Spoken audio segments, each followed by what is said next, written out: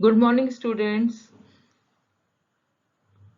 मैं Lakshmi Kumari Yadav, assistant professor zoology, BSc part third, paper first का unit third को continue कर रहे हैं। मैमल्स के अंदर अडेप्टिव रेडिएशन पार्ट टू, जिसके अंदर हमने इससे पहले लेक्चर में हमने डाइवर्जेंट इवोल्यूशन के बारे में या डाइवर्जेंट अडेप्टिव रेडिएशंस के बारे में स्टडी कर लिया था। आज हम इस लेक्चर के अंदर इसका अपोजिट, अडेप्टिव रेडिएशन का एक अपोजिट पार्ट जिसे हम कहते हैं कन्वर्जेंट इवोल्यूशन, उसके बारे में स्टडी करते हैं।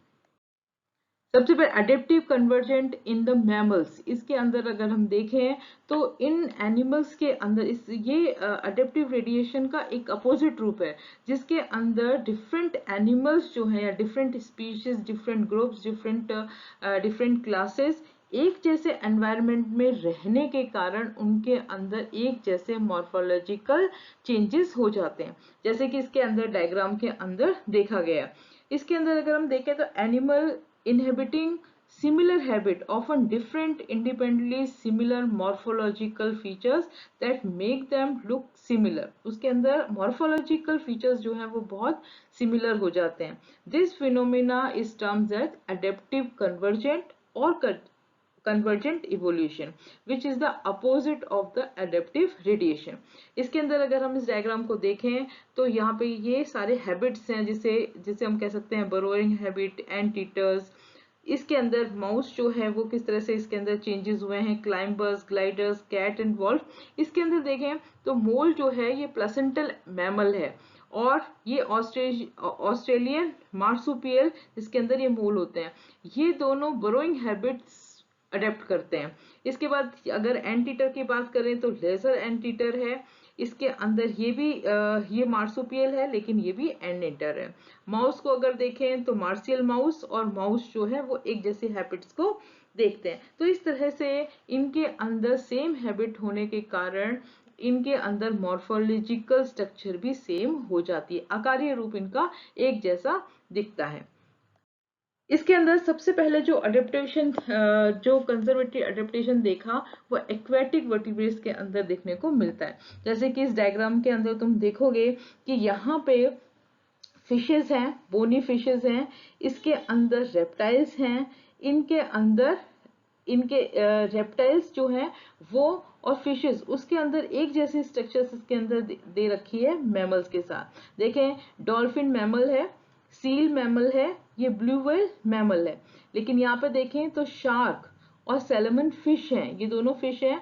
इसके अंदर पेंगुइन बर्ड है, लेकिन इनकी स्ट्रक्चर अगर हम देखें, इसके अंदर पेडल लाइक स्ट्रक्चर है। ये एक्वेटिक लाइफ जो है वो अडेप्ट करते हैं। इसमें रेप्टाइल्स, ये एक्सटिंक्ट रेप्टाइल्स हैं दोनों।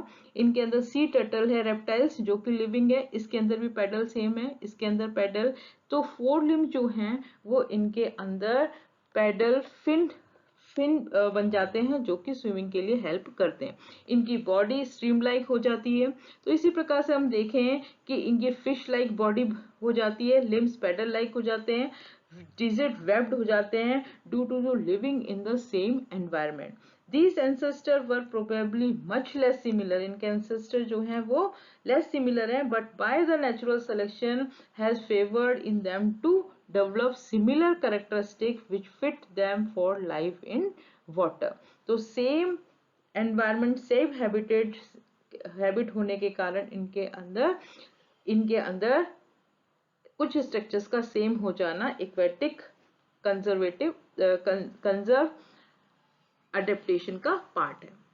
इसके बाद आते हैं हम प्लेसेंटल एंड मार्सुपियल मैमल्स के अंदर जो स्ट्रक्चर्स, जो चेंजेस होते हैं, ये हमने पहले भी डिस्कस कर चुके हैं कि ये प्लेसेंटल एनिमल्स हैं, मार्सुपियल एनिमल्स हैं, लेकिन हैबिट सेम होने के कारण इनके अंदर सेम स्ट्रक्चर्स डेवलप होती हैं। During Paleocene, Eocene and Oligocene period, the marsupial in Australia and the placental in the rest of the world passes through the much adaptive radiation. They move into habit vacated due to the extinction of the dinosaur. Marsupial and placental mammals are not closely related, but convergent evolution has resulted in the similar looking members in both the groups occupying similar ecological niche and leading similar way of life. एक जैसी life होने के कारण उनके अंदर ये similar structure जो है वो develop हो जाती है. Thus these are the native or marsupial wolf, mice, cats, anteater, moles, sloth, flying phalangers and the wombat. These are not related to their true counterpart in placental mammals, but resemble them due to convergent evolution. This is the example of the convergent evolution. Third type का जो convergent evolution है वो एंट eaters के अंदर देखने को मिलता है. ये भी मैमल्स के ही ऑर्डर्स हैं. The ant eater belongs to different orders of the class mammalia, not closely related, but they are evolved from different non-eating ancestor. इनके non-eating ancestor हैं, लेकिन acquiring similar feature or adaptation for a diet of ant, termites and other similar insects. All ant eater possess much reduced teeth or teeth are entirely absent. Elongated snout, long extendable sticky tongue and sharp snout and claws on front leg for digging into termites mounds rotten leg. इनके अंदर ये जो structure हैं ये different orders के हैं mammals के, लेकिन सिमिलर स्ट्रक्चर, या ये कहते हैं कि एंट ईटर होने के कारण इनके अंदर एंट्स और टर्माइट्स और स्मॉल एनिमल्स को स्मॉल इंसेक्ट्स को खाने के कारण इनके अंदर जो इनकी स्ट्रक्चर है वो एक जैसी हो गई, जिसपे कह सकते हैं कि इनका जो स्नाउट है वो इलोंगेटेड हो गया, इनकी जो टंग है वो स्टिकी हो गई, शार्प जो क्लॉज थे वो बहुत शार्प हो गए.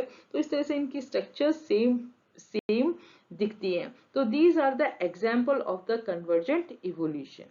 तो इस तरह से हम इस पूरे पार्ट को खत्म करते हैं, mammals in the adaptive radiation. अगले लेक्चर के अंदर हम मैमल्स के ही अंदर डेंटेशन के पार्ट को पढ़ेंगे. तो next topic is dentition in mammals. Thank you.